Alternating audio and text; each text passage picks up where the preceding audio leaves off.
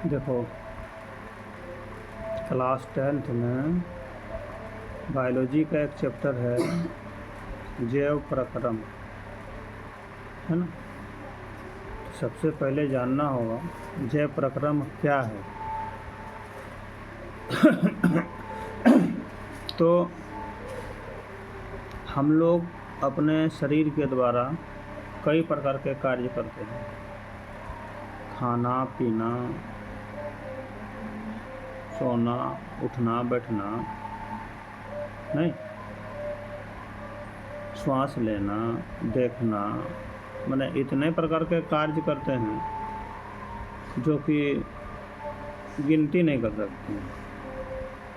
और हमारा शरीर में शरीर के अंगों के द्वारा कुछ कार्य किया जाता है शरीर के लिए, जिससे शरीर जीवित रहता है और विकास करता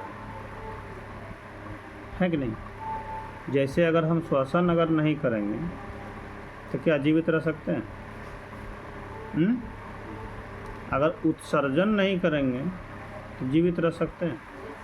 उत्सर्जन का मतलब हुआ कि हम लोग जो खाते हैं ना, तो उससे जो प्रमुख तत्व है, पदार्थ है, वो शरीर रख लेता है, और जो बाकी बच गया जिसको हम लोग अपशिष्ट पदार्थ कहेंगे, बेकार का पदार्थ कहेंगे, वह पदार्थ हमारे शरीर से बाहर निकलता है। अगर वह पदार्थ शरीर से बाहर नहीं निकलेगा क्या हम लोग जीवित रह सकते हैं? एक घर का ही उदाहरण लो। अगर घर में गंदगी को बाहर मत कीजिए, प्रत्येक दिन सुबह शाम दोपहर में झाड़ू मत लगाइए, यहाँ तक कि झाड़ुए मत लगाइए, गंदगी रहने दीजिए, क्या होगा?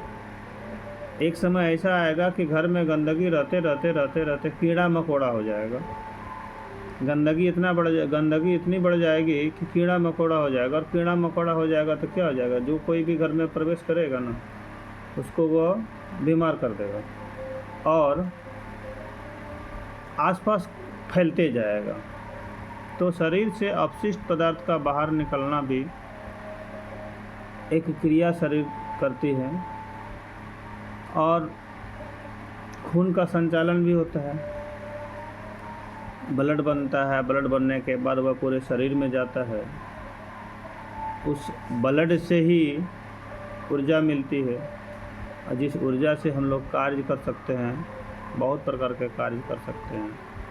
तो ब्लड का शरीर में एक स्थान से दूसरे स्थान तक जाना, बनने से लेकर के एक स्थान से दूसरे स्थान तक, अर्थात पूरे शरीर में जाना, परिसंचरण कहलाता है। तो कुल मिला के अगर कहा जाए जैव प्रक्रम क्या है, तो हम लोग बोलेंगे हमारे शरीर के विकास और अनुरक्षण का जो कार्य करता है, ठीक है कि नहीं, विकास और अनुरक्षण का कार्य करता है, उसे ही हम बोलते हैं जैव प्रक्रम।